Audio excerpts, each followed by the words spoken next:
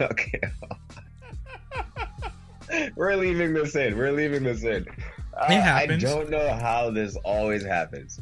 I just leave my mic muted and then I start talking and nothing comes out on the other end. That's impressive. Guys, welcome to another issue of That's Canon. Today we're going to be reviewing our read of Why, The Last Man, written by Brian K. Vaughan, and I guess art by Pia Guerra. Yeah. This is a book that's published by Vertigo. The run was from 2002 through 2008. And the series centers around Yorick Brown and his pet capuchin monkey, Ampersand. They happen to be the only males who survive the apparent global androcide, which is just a sudden death of all men. Any species with the Y chromosome, just at one point, just all drop dead.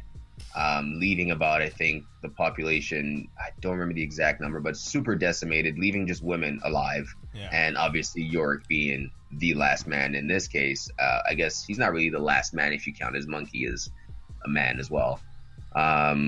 So yeah, let's get into it. Elevator pitch. Oh, man. So I just want to preface this episode by saying we are three men trying to discuss what is definitely a comic book that focuses on a female perspective. Brian K. Vaughan is a man, but it focuses on... I mean, Brian K. Vaughan managed to tell a story about a man set in a world full of women and not make it a hustler story, which I already respect. Because, that's so true. Because he is definitely, like, aloof. In a lot of cases, he's this prototypical man in the sense of, like, he just jumps heads first. He's super, like, he has a girlfriend, Beth, who he's super into. Yeah. He doesn't really think things through before jumping into a situation. Doesn't understand the weight of a situation or the severity or actually what him being the last man alive actually means. I know. There's some heavy weight to that. Yeah. He does not get it. He doesn't understand that because he is the last man, he's going to need to be used to recreate or procreate in some way and get... Or even just to figure out what happened. Even if they're not even going to use, like, him in the context of procreation. If the women have gotten to a point where they're just like, okay, well, you know, let's figure out what happened first, and then let's worry about procreation. But then that's also a conversation to be had. Yeah. Should you focus on what happened first, or should you focus on trying to repopulate? Like, there's so many things that could be discussed in this, and that's why my pitch would be, what would happen if you took away all the men and women realized that men were part of the issue, but the other part of the issue was trying to figure out how to move the world forward. It's always been that issue. At the core of it, it's always trying to find the common ground for the greater good of the world. So whether or not men are there, there's still the deciding factors of what will make the world better. And now that there are no men, you know, some people would say, oh, the excuse that men were the cause is gone. So let's make the world better. So that's true. That's actually a very fair point. Because that's really to say that women are going to do it better than men. Exactly. Case, right? I mean, that's what I was saying to Dave before we started. One of my comments was a lot of the time, and I mean, even I said this, you know, when I look at the world, there are definitely times where I was just like, if you just took away all the toxic male men, just in general, all the men, just good or bad, just take all the men away, would the world be a better place? I don't know. And this book tries to see if it would be a better place. That is a very, like, I remember one time we were doing this, and I forget which book it was, but you guys were like, oh, wait, that pitch is the best, I'm not going to say my pitch. That's basically that for me, because the only thing I was really going to say is, like, imagine a post-apocalyptic situation where there's still dystopian societies which it's just all women, and you'd think that the last man on Earth would be in paradise, but it's not. They want to destroy him because they're like, we don't want you to, like, we don't want the disease that you guys got that wiped your kind out. We want to survive. Yeah, that's true. That's the only thing I would add on to yours. That was a part of it. Yeah, that's true. There's also the aspect of him, again, like I said before, just not really understanding what it means at all. in any way, shape, or form. Yeah. He's simply trying to get to his girlfriend, who is all the way in Australia. Yeah. Which is so to get laid, bro. Yeah. No, at least they don't pitches that, but at the same time, it is aggravating that, like, in this global epidemic, like, major issue, the simplistic man is still like, I just want to get to my girl. And you're like, no, you idiot. There's so many, like, I know you love your girl, but man, you really need to help people figure out what the fuck's going on out there. Like, and there are a ton more. You know how they always say there's plenty. You know how they always say there's plenty of fish in the sea. Well, guess what? Now you have all the fish. This is the ocean. There's no sea. It's just a bunch of fish. The well has dried up, and all the fish are showing on the surface. You know, like that's all this is. The only thing is, some of them are like running around with knives trying to stab you. Some of the fish want your ass dead, homie. Exactly. I think that pretty much sums up all the elevator pitches at this point. There's really not much. Oh man, I would say it's like the TV show Last Man on Earth with Amazons. Yeah. I'm so interested in so many other things too. Like, you know, like seahorses, for example. The males carry the babies. Like, it's like so many interesting. Can they reproduce without and like creatures that reproduce without XY? Like, anyways, just like symbiotes. Yeah, this guy over here. We gotta keep the comic books, right? Oh my god, that's true. Venom's planet would be okay. There's no, Okay, fine. so let's start it off. Toby, what are we going on to next? We are doing a segment that we haven't done in a while, I think, called That's Non-Canon. Oh. And in this segment, we are pitting two characters against another pair of characters. And in this situation, we have post-apocalyptic characters from mainstream media or even comic books or TV shows, as I'm not sure. I think most people are aware of these characters. The first team is Samurai Jack and Mad Max versus Judge Dredd and Michonne. And if you know their stories, each one of these characters live in this sort of post-apocalyptic or even dystopian sort of future world. Yeah. And they're all kind of human level, but they all have their own particular skills and sets of expertise that they have. And it's cool because like one team is like, oh, we were so popular they made comic books about us, and the other ones, our comic books became so popular they made movies about us or TV shows about us. That's how it actually works. It's very true.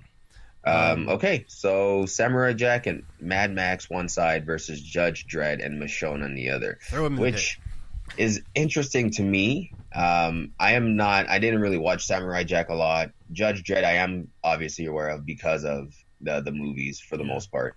And Michonne, obviously I read all the Walking Dead graphic novels, watched the TV show for a bit, fell off after 4 seasons. I feel it's a little lopsided in my opinion. I was gonna say, and I might be biased. I'm gonna be interested here because I think it's lopsided, but I don't think we're gonna agree why it's lopsided. Okay. So then you know what you go. I'm curious. I'll go first because you guys both have. I don't think it's lopsided. I'm kind of leaning more towards one side, but I don't necessarily think. So the side I'm leaning towards is Judge Dredd and Michonne, but I don't necessarily think. Like I at first thought it was lopsided with Samurai Jack and Mad Max. But then I also know that Judge Dredd is and I'm talking like a real Judge Dredd, not Sylvester Stallone Judge Dredd who takes off the helmet because he wanted to show his face because it's in his contract and he needed to have a certain amount of face time. It's something that actually is in Hollywood contracts. Look it up. It's kind of ridiculous. Especially with these superheroes that we like, your face is secondary to who the character is. So, Judge Dredd, I'm talking about our boy Carl Urban's Judge Dredd. I'm talking about the original comic book Judge Dredd. I'm talking about the person who never takes the helmet off. It's all about justice and, the judgment, judge, jury, executioner. This is it. This is how it works. This is what I'm doing. And I'm thinking that someone like that with Michonne at his back, someone who knows how to adapt really well, someone who traveled through Atlanta and a whole bunch of places, walking with zombies on chains through the wilderness on her own, lone wolf style, and survived, versus Samurai Jack, who I can give it to for being from the past thrown into a situation that was kind of like, I mean, Michonne and Samurai Jack similarly are people like fish out of water. The difference is Michonne had got to naturally evolve through her world as it was going on. Samurai Jack had to quick adapt, which I think gives him a little bit of an advantage. Quick adaptations are usually important in these types of situations, especially if the idea is that with throwing them into the gladiator pit, you have what you had in your hands. In both cases, I'm expecting they had their swords. Yeah. Judge Dredd has his usual gun and the helmet. I would give, in this situation, I'd give Judge his regular police gear. Yeah. That fancy gun that he could say whatever and it changes. Mad Max, I'd give him his gear, some type of club or knife. And a gun, and maybe like a shotgun, because that's usually what he's depicted as, right? Like he has a firearm and he has something to hit you with or to cut you with. So being thrown into the pit in that situation, I feel like Michonne, although good at adapting, and quick, because zombies, we've seen the zombies can be fast. She's been in situations where the zombies are coming after her. She's handled herself. She's had zombies that are like twice her size trying to take her down, and she's still shown she can handle herself with the sword, even without a sword. She's done it. Not necessarily just zombies, but against other humans. Yes. Right? I was, but that's what I was actually building up to that. Like the zombies being slow and not thinking. I think she's managed that. Then to on top add a layer of people who are equally as aggressive and have that instinct of survival, and she's taken them on and survived. That tells me that, in this situation, she could do really well, especially with someone like Judge Dredd, who would see this and understand the situation as, I'm being put in this situation. I don't necessarily want to have to kill people, but I have to survive to be able to execute my judgments and to keep my protocol in order, because he's going to like to stick to his rules and his structure. He's going to have to do what he has to do to survive. And I think that gives them the edge with him on that team. That's my opinion.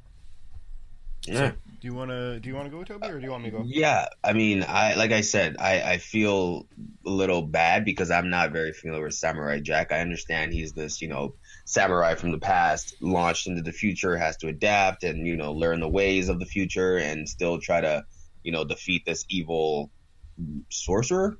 Yeah. Aku. Mad Max never really. It's interesting to me. I never really liked the old Mad Max movies. I never got into them. The new one I watched because there was this massive hype around how it was shot. The thing, there was a huge hype around the way it was shot, what it looks like, and it looked amazing. And I really only went to see it because of that. Watching the movie, I didn't even think Max was the main character. I fell in love more with Charlize Theron's character more than I even did with Mad Max himself. I just felt he was just a grunt who was there moving a scene along. And almost didn't really like Tom Hardy's depiction of Mad Max. I honestly, I didn't. There was nothing in it for me. Man, I forgot it was Tom Hardy.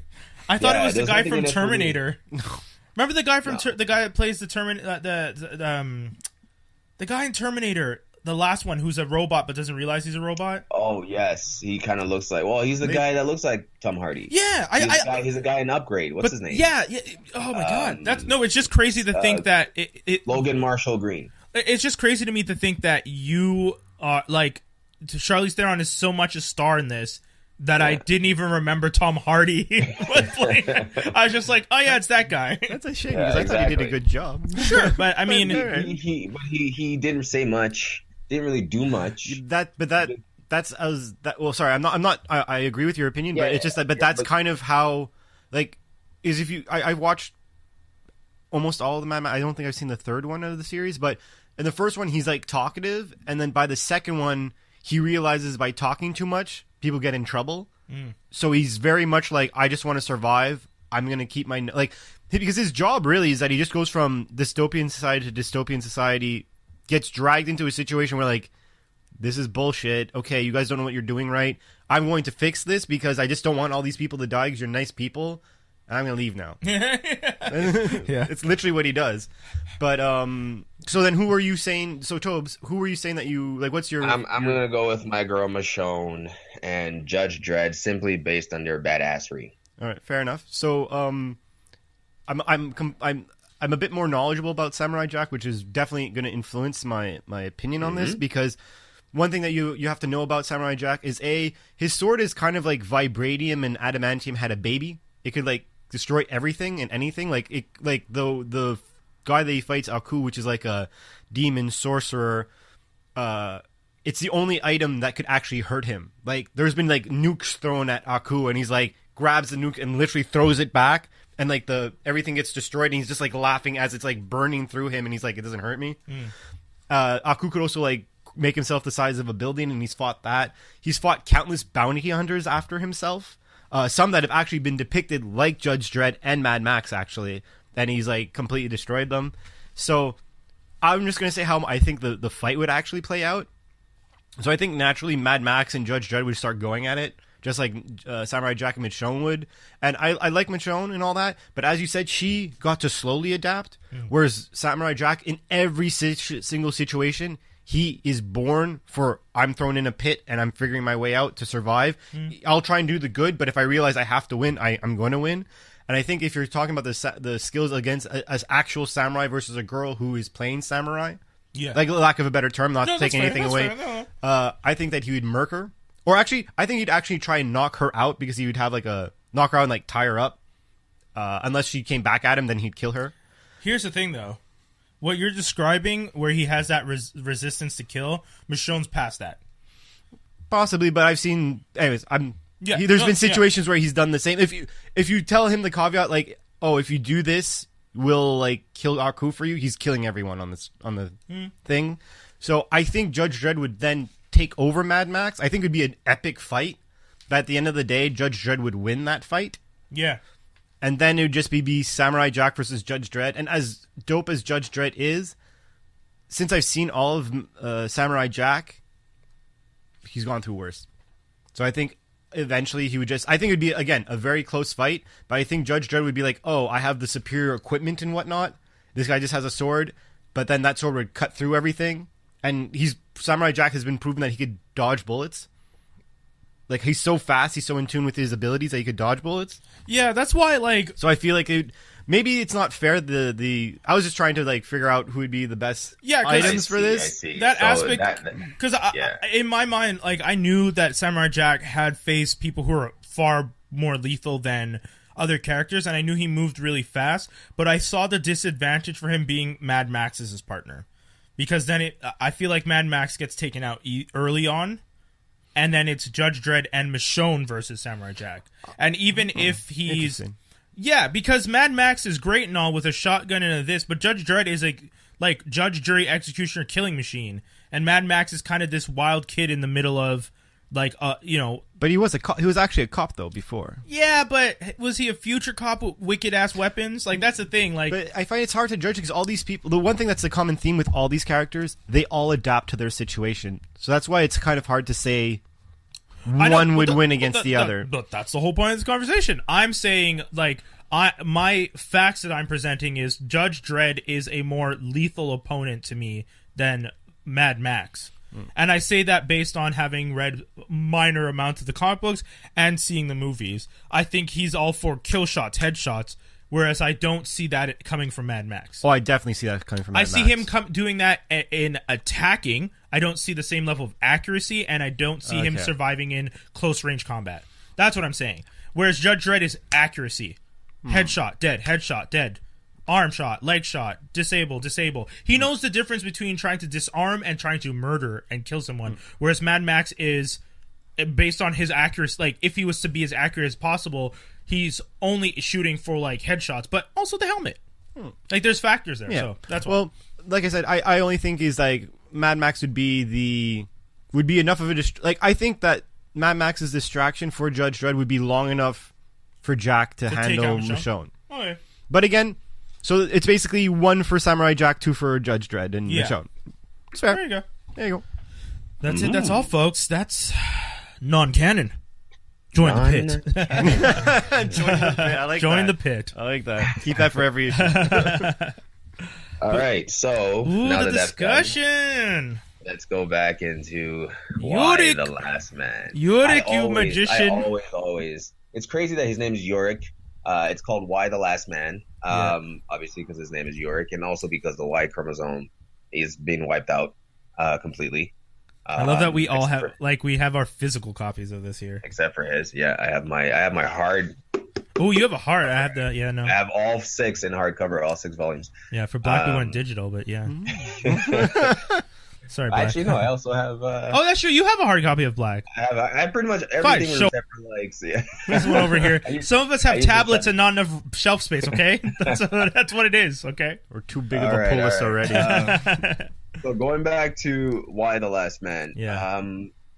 The beginning, we kind of get they throw us right into this guy who is in his apartment by himself, hanging upside down, and wearing I guess one of those mental institute vests for some reason. Straight jacket. And straight jacket, that's it. Sorry, I don't know why I couldn't remember the name of straight jacket. And he was on the phone with his girlfriend who's in Australia on some kind of like self-discovery trip, I want to say.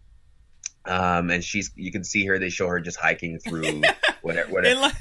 I would love an Australian to tell me, do you go hiking in a bikini top and shorts with no bags and just a cell phone, not paying attention, skipping on rocks? In Australia. Yeah. The country with the most animals. Yeah, exactly. Yeah. Anyway. Most dangerous. They have a TV show about that, by the way. An actual TV show about and it's a weekly episodic show about the most deadly animals in Australia. And it's scary. Honestly, I've always wanted to go, and it kind of terrified me. I've been. You just have to be careful, but yeah. You know what? I did skip one thing. The very first thing we see, actually, some lady covered in blood saying something's wrong, and she's trying to get a cop to come help her husband. And then the cop's like, hey, sorry, it's too late. It's like this everywhere. My partner and my husband, all over the city, all over the world maybe. It's the men. All of the men are dead. And the cop puts a gun to her own head because all the men are dead, which is interesting to see that she might possibly end her life because there's no man left on Earth. Yeah. But the men that she loves, though, which you find out later on, like throughout that issue. Right. You're right. But just from that first thing, you're like, oh, wow, it must be this serious if she's just willing to kill herself right from the first page. But they don't show her killing herself. She's just putting a gun to her head. And then we're introduced to Yorick and his girlfriend and them having conversations about her trip, him telling her that he didn't get a job that he went to interview for. And then she finds out that he ended up getting a monkey that he wanted to train. Like, who does that? Who just like gets a monkey because it's a helper monkey, though. It's a helper monkey, but he has no skills in training monkeys or anything like that. He has magician skills apparently, which is how he made some money to be able to cover his rent. So we kind of get this feeling of a lowlife a bit, I think. A lowlife of jack of all trades of sorts. Right. Master and of none. He's never really been someone who's motivated to do anything. And we meet his mom as well, who seems to be like a senator or something, secretary of congresswoman. A congresswoman of some sort. Because then she corrects him and says representative. Yeah. And the women that we're being introduced to right from the get-go come across as strong, independent women. There's not one woman from the beginning, like the first couple of issues, that comes across as weak. No. We also meet the Israeli, I want to call her Captain. Yeah. The Israeli, and what's her name again? Alter? Oh, it's Alter. It's Alter, right? Yeah, her name's Alter, and they kind of go around the world showing us all these different women in power, and eventually their stories are going to come, I guess, coincide or intertwine at some point. Yeah. We also meet 355, who is a special agent in next level. Next level, like she knows everything about everyone and could get in and out of situations so easily. She's Bond on crack. I know. I love her though. No, she's cool. Yeah, she's and cool. She was given a mission early on to go save this woman in Jordan, which is a country, Jordan. Yeah.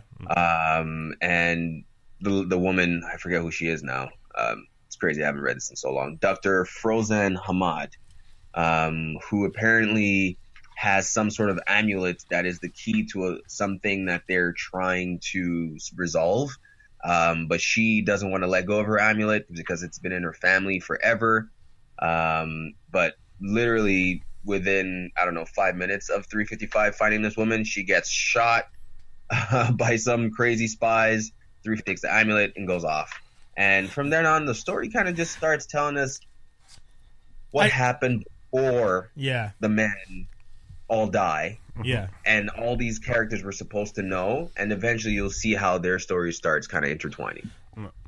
So I'll say this: one of the things I'm not a fan of that method of storytelling with the jumping. There's a back and forth stuff. I don't like jumping. So you don't like flash forwards and flashbacks? No, I can't. Like, I get why you're doing it because there's so much going on, and sometimes it's meanwhile, sometimes it's 3 hours ago, sometimes it's yesterday, sometimes it's 2 weeks from now, and I'm like. Okay. Yeah, this one starts with now. Yeah. Like the first page, like Brooklyn, New York now. And then after that now, then we go back to Brooklyn, New York 29 minutes ago. Yeah. And then the next thing after Yorick in New York is the Israelis 18 minutes ago. And then the Jordan thing was, I don't know how many minutes ago. But 7 minutes. That's the thing. So it's, in my head, you don't have to tell me. Like, I understand why there's a countdown because it's counting down to the event. Cool. It's just that you didn't have to tell me 18 minutes ago, 7 minutes. Just keep writing the story and showing me, like you know, because you start off by indicating the event, and then you went back. You could have just started with your first point with Yorick on the phone, and then gotten to the woman with the gun saying all the men are dead, and then led me into the story. Well, I feel like they tried to do like a Pulp Fiction vibe to this storytelling, which is hard to do, which is an art in itself, but it's hard to do. But I don't think it was necessarily too much of a hamper. What was interesting is to see, well, I mean, not interesting, but feel almost bad is York is, or Y, I'm just going to call him Y. He's a little, I think sometimes he's a little dumb.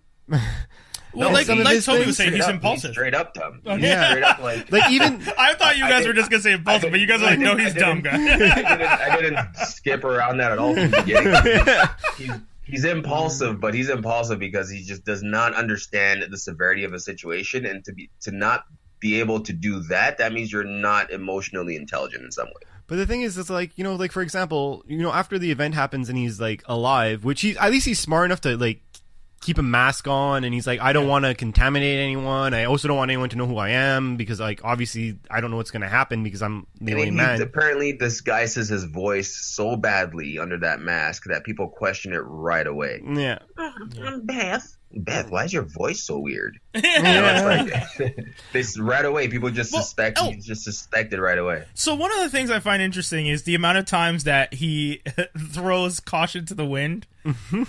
Like every day, every aspect of his life. I think so. The first time when he meets the girl at the garbage truck. Oh my gosh! That one I was fine. Like, that was a hilarious interaction, though. Like, sure, like her like going up to me, "Are you real? Are you real?" And she reaches down in his pants, like, "Holy shit, you really are, man!" He's like, and she's like, not an impressive one at that. Yeah. Like, you know, it's funny. That's a funny opener to the idea that the first woman to discover that there is another man is like, you know, is like, let me just check, and then she's immediately 2 months later, too, by the way. Yeah. Yes, sorry, exactly. Another thing where we're just skipping because we're, you know, why tell a story in an easy, logical order that I like? Anyways, but we do that, and then she, you know, she's just her immediate reaction is, "Well, I'm going to sell your ass because you are worth something." Yeah. You, like she knows the value of you know, first edition comic book still unwrapped, only one left. She knows the value.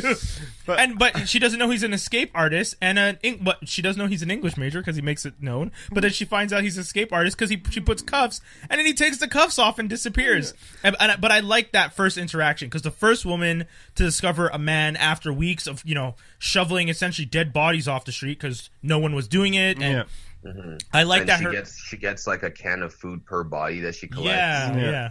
So she knows the something. value that a dead body is one can of food. A live one's going to be worth way more. It was just an interesting... She's like, I'll eat for a lifetime. Yeah. I also like his reaction where he's just like, oh, well, like, you know, it's like, I was like it's the equivalent of being in a cold pool, you know, like me picking up dead bodies isn't making me like, you know, the most performance. Like that's his biggest concern at that point in time. Like there's a girl in front of you checking up like dead guys all over. Yeah. And like, obviously... You could tell that in between this time, he's obviously concerned about showing his identity because he's probably pieced together that I might be holding a disease or something like that. Yeah. Like screw that type of concept. Oh, Tobi, there's another. Well, here's the thing: we said he had the mask on because he didn't want to die because of the air or something. But the monkey's male too. Why didn't the monkey have a mask? That's point. one thing I thought about. If that was his real reasoning behind it, if it's not just hiding his face, then why put your monkey through the risk of not leaving the monkey in the apartment? Quarantine the monkey inside the apartment. That's true. That's a good point. And also, it's a male monkey, which people are going to probably spot right away. But he wears a diaper. He wears a diaper at least. He has like a thing on. Right. Yeah, he always has that diaper. She noticed it right away, didn't she? No, no, because I think he said his name. Oh, he said okay. Or something like, "Oh, it's a male monkey." Something like so even then, like he just gives it away. Yeah, he doesn't like. That's another major problem. Again, he's not witty. Let's make that clear. Yeah. Like our character right now, not witty. Like the scene where the mother is having the shootout with the wives of the dead and like the Republican women are saying the Democrats are trying to take over the office. Yeah. So she locks him. Going back to that real quick before you touch on that story. So because all the men are dead and you have obviously kind of like designated survivor, whoever's next in line takes over the office. So if all the men died and she is like this lowly congresswoman, maybe position number 50, she's next in line for president. Well, it was the Secretary of Agriculture. Yeah, I was about to say. Secretary of Agriculture is taking over the world to be president, which is similar to Battlestar Galactica. It's the Secretary of Education because she's the next available leader. But in her case, it was just that she was the next available leader when all of them died. That's just crazy. Yeah. But Secretary of Agriculture, who's been hiding and has been crying over her ex-husband because she lost him, is now the leader of the free world. And then shows up and she's just like, oh, we're going to get rid of the Constitution. And the reason I brought it up is because Yorick breaks out of the room his mom locks him in, literally to show up and mansplain democracy to these women. Because he's just like target on your face, not on your back, on your face. It's like, dude, if the women all say we're going to change the world, shut up. Don't come out and start telling them, hey, Thomas Jefferson built these. No, shut up. The lady just said the forefathers are all dead. We don't care. We build something new. And your male ass is showing up saying men still have a value. It's like, you don't have any guns, you must bro. Feel how women feel in our world. Oh my God. I remember the first time I read that, my first thought was, let me get this straight. There are no more men. A group of women are having a discussion. They say there are no more men. We don't have to abide by the forefathers anymore because they're all dead. Their ancestors are dead. We are now the women. We start new. And this man, the last man, no one knows there's men around anymore. And a man walks in and says, that's bullshit. And it's like, you idiot, shut up. We're not around for you to make us look bad, but you're making us look bad. Exactly. That was my first thought. One time we wouldn't look bad, and your ass does the one thing that would make us look bad. Anyway, sorry.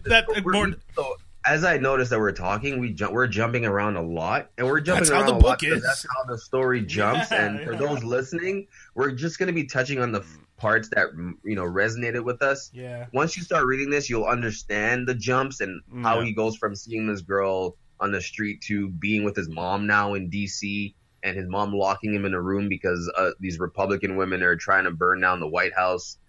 So there's a lot of jumps, but the jumps make sense. Yeah, in the story, you're not going to get lost. You're not going to get lost in the jumps. You might get lost in us talking about the jumps or bringing up stories in the jumps, but you won't get lost reading it. It's actually one of my favorite graphic novels, and we talk about how stupid and dumb Yorick is right now at the beginning.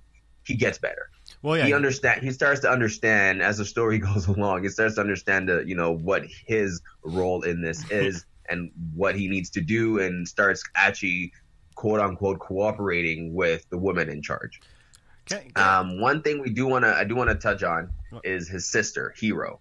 Yorick has a sister, Hero, who's out there, who kind of got lost, during this whole when this whole apocalypse went down. She was like a super horny firefighter woman. Yeah. She's like sleeping with a guy in the back of an ambulance, and it's like, what the hell, lady? Our first introduction to her is literally her having sex in the back of an ambulance with a firefighter.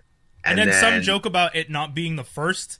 Exactly. It means that she's kind of whoring herself around in some way. So, but we hear this from other women. So it's kind of an interesting perspective. It's not the men calling her a whore or anything like that. Right away, it's the women already.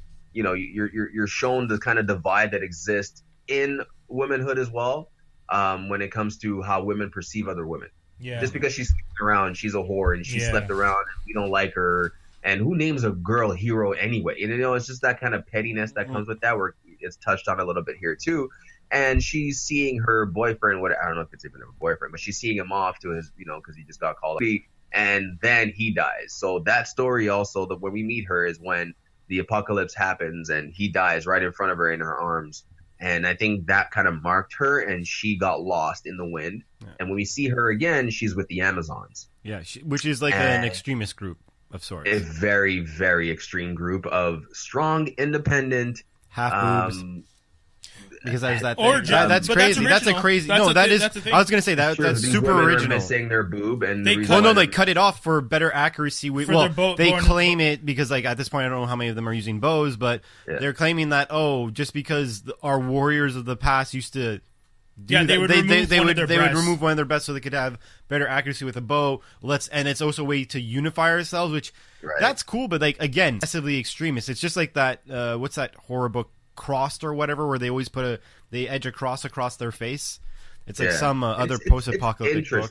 It's interesting that he touches on this as well, because he's saying that if you remove all the men from the scenario, who's to say that a lot of the messed up things that is literally human nature is still not going to remain? It's a very interesting point. I don't know if Brian K. Vaughan is the one to speak on it, but the way he touches on it kind of raises those kinds of questions. Like, is it possible that that could still happen? Because we are all human at the end of the day. The man has found a way to kind of dominate everything, unfortunately, and not leave the woman a voice.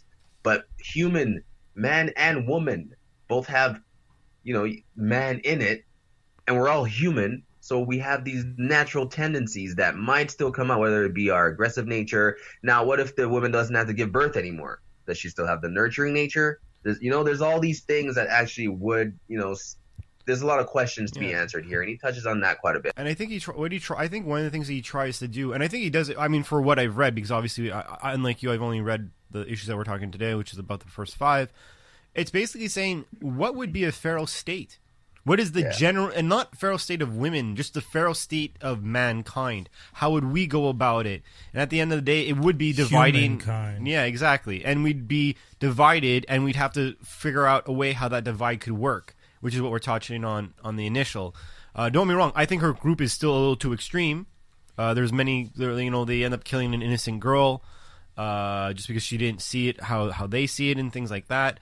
And even other women are like, the Amazons are fucking crazy. Like, there's a peace march or rally in front of the it's Parliament Hill in this. That monument that looks like a penis, and everyone's always phallic monument. Yeah, and everyone's like, well, we obviously, if we are going to reminisce or give our condolences to mankind, the man of mankind, right? So that's what I was trying to say. We may as well make it the one already there. Yeah, this big phallic symbol represents men. We'll just leave with pictures. I think, one of the things that was interesting was, and I don't know how, I do wish we'd had a woman's perspective on this, but one of the things that I thought was interesting was the fact that a lot of the women, the panel specifically there, is they're talking about how, the Stones are dead, the Beatles are dead, Tom Waits, Bob Dylan, they just start naming all these famous men who've died, and they're just we'll never get more music from these men, and it's just everything's relative. If that's how you cope, if music was your coping mechanism, and those voices were the voices that helped you cope, I'm not mad at it, but it's just funny because I guess because it's outsider's perspective. Yeah. Because I'm not in it, I can from the outside say that to me seems ridiculous that's what you're focusing on. It's ridiculous to me to start, like you said, extremist groups that are running around killing people for, just because they don't agree or they're not helping with their cause. It's ridiculous to me that there's a monument to men in this world. Yes, you can be sad about men being gone. Yes, I'm sure you can collect together and discuss it. But I would like to think, much like in the show The Leftovers, there should be a focus on trying to figure out how this happened, why it happened. Is there anything we can do? I guess The Leftovers is different because the people physically disappear as opposed to bodies just showing up. And in this case, these people are dead because there are dead bodies in the street.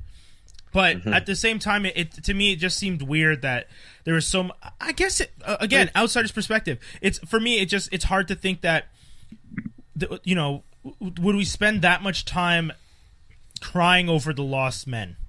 I guess. I think it's yes, because which is the part. Sorry to cut you off there, Dave. Which is the part that sometimes I felt in this may come off bizarrely sexist, because he still kind of keeps the usual tropes in terms of how women would deal. He doesn't know, so maybe look at it from a different lens.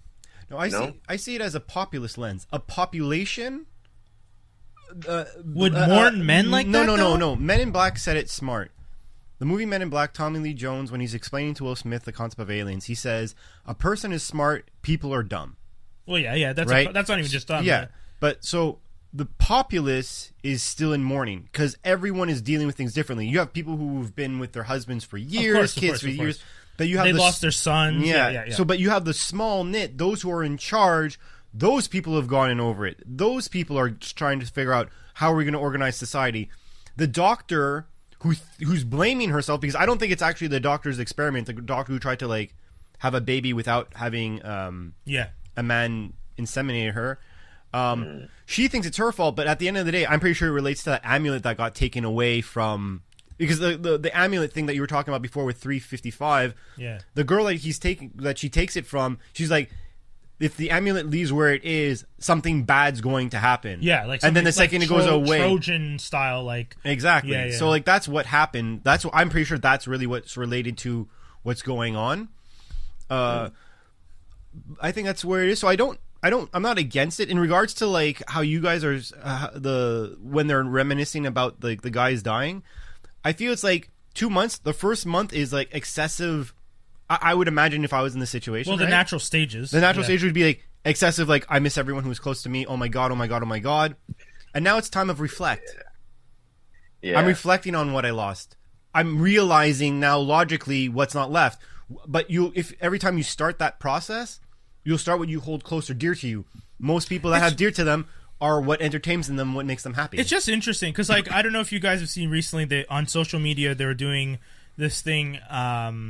They're asking women, how would you, I don't remember how they worded it, but essentially the idea was essentially there's what would you do if there's no men?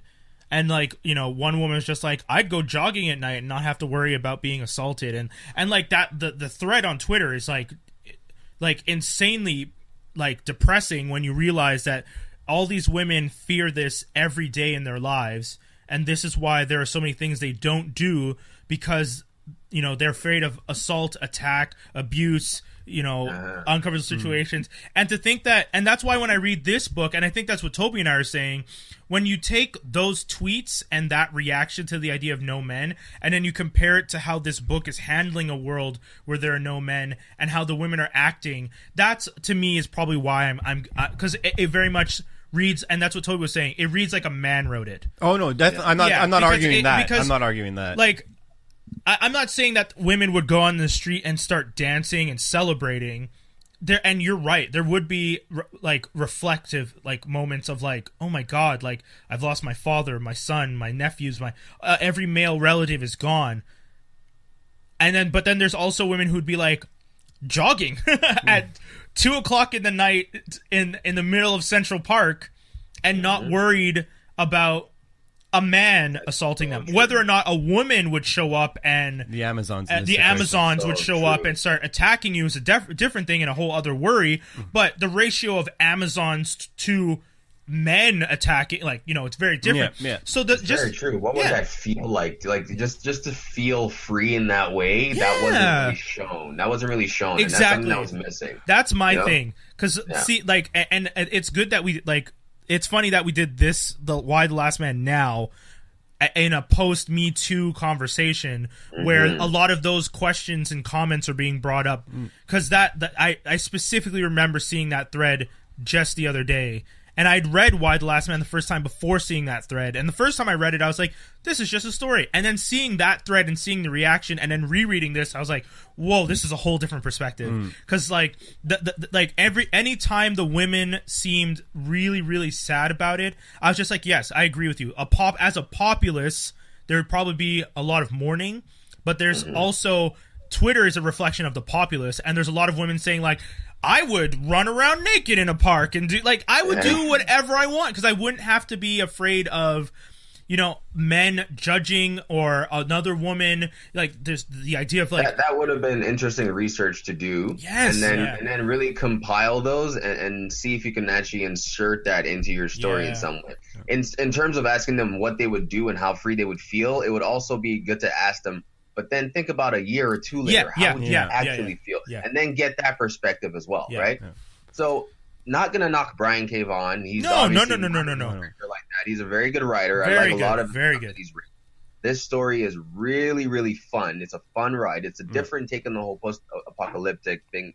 Most things that we see normally post-apocalyptic. Yeah. This is why this got all the acclaim it did when it came out because it was. And they're making a show of it. Oh, are they? They're making a new show of it with Diane Lane is one of the main characters. Oh, shit, that's sick. I think she'll be playing his mom or something in this. I'm not mistaken. And I think the show is going to be even more interesting because the show's going to be done now. Yeah. After all these things. So sorry. And the other thing, so we'll see if the same comments that we're saying right now come out in the show. Yeah. One thing I'm happy about it though, because like, you know, as we're saying, like the thing that's kind of weird when reading this book, it's like I almost wish there was two creators. I wish that he co-wrote it with a woman almost because like I was worried when I was initially you read the summary right away and you're like, oh man, this guy better not be like, you know, putting male testosterone over this and like just like example like we were talking about how he interrupts the conversation and all that shit. Yeah.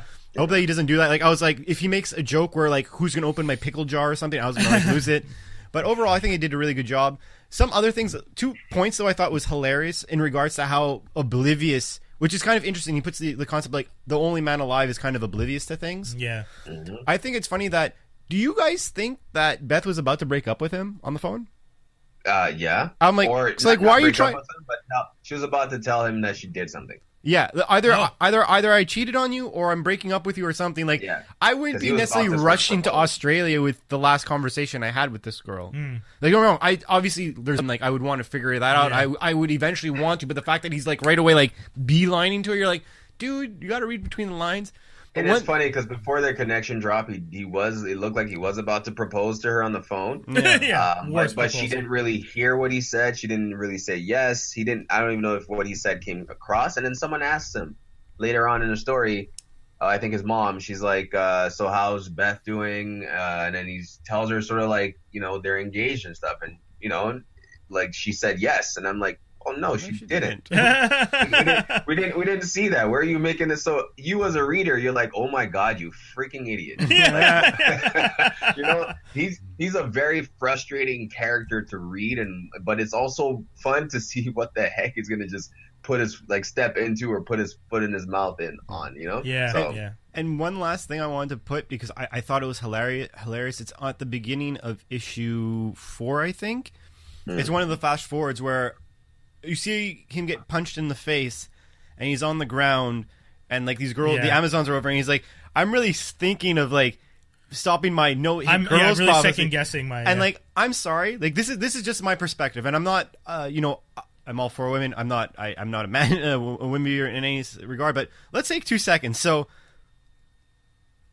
all the men are gone. Since then, only encounters I've had is girls putting their hands down my pants, guns in my faces, arresting me, and all this shit, and hearing that people want to burn sperm banks and kill all the men in the world. I think that slight bit of like resistance at that point in time, because if it was the next day, fine. He knows all this already. Yeah, you know, it's been a few months. I would have been like, yeah, that policy would have been in this situation. Obviously, I'm not saying like you know, in this post, I'd be like. Yeah, that would have been out the window a long time ago because I have no guns. They have the guns. Like I'm going to defend myself. I just remember reading. I'm like, dude, you're going to die with this mentality. It's also like the fact that he only has one bodyguard too. That kind of like pisses me off. I feel like if he's the last man, you should have like a ton. Yeah. And in context, right? Not because he's a man. It's just because like he's considered important in this. Like, why is this happening? You might be able to stop whatever's happening. He's more than exactly. He's not just a man. If anything, he's less than. He's just a specimen. Yeah, you know, he's an important specimen. Perfect. Yeah. Perfectly said. That's it. Like, you're a guinea pig, but we need you to survive, little pig. That's basically what it is. Yeah. That's it. So it's kind of interesting in that sense, too, that the women need to use him to repopulate the earth because man is still sort of needed. You know, so there's, I don't know, there's all these questions. There's a lot of things. Yeah, there's a lot of things that when I read this the first time, I was just like, okay, and I just accepted it. And then when I read it this time, again, with the current climate, I was just like, I feel like this would play out so differently now. Like, there, right? I mean, and I feel like the Amazons wouldn't look extremist. Nope. Yeah. I feel like the Amazons would look like a group telling people, like, okay, we get that you guys are upset and you're mourning, but there are more, like, there are more important things. There are major parts of our society and major fears and things that we've been saying for centuries that we no longer have to worry about. We're not. And now let's rebuild. Our own. Yeah. Let's rebuild things in our own image and what we think is the right thing. The things that weren't done right, let's do them right, so that if any way we do find a way to repopulate the earth, that's the foundation. Exactly. Perfectly said. But no one is actually working towards building that better foundation. Yeah, that's one of the things. That is one of the things that is missing here. Yeah, and that also said though. Yeah, still great. And but it's mad. It's basically saying the world, because it makes sense though. If it happened, disarray would happen first. Mad Max type of scenario or Walking Dead scenario would happen first, and out of pure stress, anxiety, and unknown. Humans act irrational when they don't know the future outcome. In this situation, no one knows what the fuck is going to happen next. Because they don't even know if they're diseased, that it's going to happen eventually. Sure. But you still have 3.5 billion people on the planet, and you still need to figure out how, like, yes, your food's affected. Because, you know, if you guys were eating meat, that's not the same thing. You know, are there any bees? Because bees? The male bee is the drone and the female bee is the queen. Usually, are there male bees? Are they pollinating quickly enough? There are huge aspects I never thought about it that way. There's tons of stuff that I'm like, in my head, I guess because I like to apply. I like to look at things super hyper logical of like, what is the plan we need to execute to survive? You know, like. When I look at it that way, the story is fun, but the story is definitely a fictional idea of how we would handle things because it ignores other major aspects. Maybe they address it later. Remember, Why the Last Man has multiple volumes. This is volume 1 that we're reviewing. We haven't read the other volumes. Hopefully there are those things discussed. What happens to the bees? What happens to the animals? What happens to plants? What happens to any with the Y chromosome? Are insects different? Is it not a Y chromosome that decides male? Like, I don't know. I'm not a scientist. Will we find that out? Will it be explained? Does the world need these things addressed?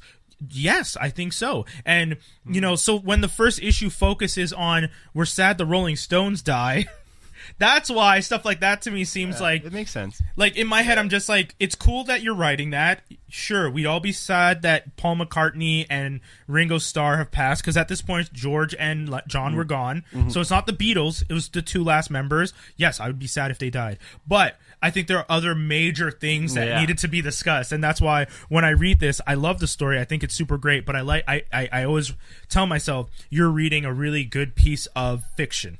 And not not something that addresses not a what would statement. It's definitely not actually addressing what would happen because there's so many wild things that aren't addressed in the first issue that when I think about it, I'm like, yo, you are skipping over huge swaths of the world that needs to be addressed. That's true. So, So, I mean, you can only expect so much. Yes, I agree. So, as far as like what we enjoy reading and graphic novels and stories and everything is concerned, post Me Too raises more questions than it did before. And same for me. When I read it the very first time, I loved this. This was for a long time and probably still is my favorite read. But reading it again now and with everything that's going on and the fact that we are aware, some men probably aren't aware as we are when it comes to these kind of issues. Yeah. The fact that we are aware, we're actually able to pick out the things that we feel probably won't happen. You know? which doesn't ruin the story, but it's very good to think about those things. Or it would happen, but I would understand why the Amazons would be as mad as they are. Yeah. Right. Because if massive amounts of women were at monuments dedicated to men in a world where there are other issues that need to be addressed, I 100% understand angry women being like, get the off your asses. There are things we need to do. Someone go to the farm and start working, man. you know? You know what man would have done? Man would have probably, oh God, I don't want to do that. I don't even want to think about it. We just lost a bunch of viewers, bro. We don't want to lose the people now. That's a whole other interesting conversation that we could have, not even related to this podcast. Right, that's it. I'm just going to end it there. Yeah. All right, okay, final thoughts? Final thoughts, guys. I liked it. Like I've said, that was interesting. I think I kind of summarized my final thoughts. It's a great piece of fiction in a story of what would happen. Because it doesn't address, like you said, the political or some of the major scientific things. It touches very much, and our focal point in a world of women is still this one boy. So, and I'm okay with that because it's written by a man, so it makes sense that it's a male perspective writing the man in the last man standing. Yeah. I get that. So, I like it. For me, it's a 3.5 because like I said, not knowing what's going to happen next, but enjoying the read and enjoying Yorick's just stupidity and naivete as he runs around with his major English and magic skills. With his monkey. Yeah, and his monkey, Ampersand. I give it a 3.5, 3.75. For me, it's what I thought was really interesting about it. I usually gravitate toward, more actual comic book superheroes and all that type of stuff. It is something that always made you want to continue reading. Yes. That's the one thing that was really cool. Yes. Is like, you got to the end of the issue, you're like, like even if you thought like not a lot happened in that specific issue, let's say, you're still like, but I still want to know what happens. It gave you that. His journey is interesting. Yes. Yeah. I agree. I'm a little different in your perspective about the flash forwards and flashbacks. I was a fan before Lost went crazy. I really like the show Lost. I really think Pulp Fiction is a great movie, as well as Reservoir Dogs, who do these things where you jump back and forth and whatnot. I'm not saying I dislike that trope. I disliked it here. Well, no, but I'm saying like I thought that what they were trying like that, because that is something that's usually easier to do in film and stuff. Yeah. Because of how they do it. Tuning it to an adaptation here, not bad. It's much better. Like example, it's much better than, let's say, how the Coyotes did it. If you remember that, season 1 for those listening. But no, I agree with your ranking about 3.5, 3.75. It's a nice easy read too. Yeah. All right. According to the front cover of this book, Stephen King says the best graphic novel I've ever read is Why the Last Man. For me, yes, I'm gonna have to say it's one of the best I've read because it's not a superhero thing. It's just one of those. It's just a well-told story. Mind you, with some holes, mind you, with some objections, but what story or what intriguing piece of art doesn't really leave you questioning things? And it should leave you with questions and things for you to go answer for yourself and really see if you agree with what the person is saying or not. Yeah. And this is also done in a fun way. It has a lot of action. It has a lot of emotional aspects to it, sociological themes, some political sprinkled here and there. It's got a lot of everything. I'm going to give this a 4.25 out of 5. One of my favorite reads. So you brought it up. He's like, I want it to be a 4. Yeah. He wanted yours to be a 4, so yeah, for sure. Okay. All right, yeah. So that does it, guys. I think anyone who goes and grabs this will not be disappointed by this read. Definitely. And if you are, let us know. Reach out to us. Yeah, I'd be down. Yeah. All right, boys. That's a whole show. Thank you so much, everybody. Once again, squared-idea.com, Patreon. Merc_Witta, that's WITTA_mouth, if you want to find me on Instagram.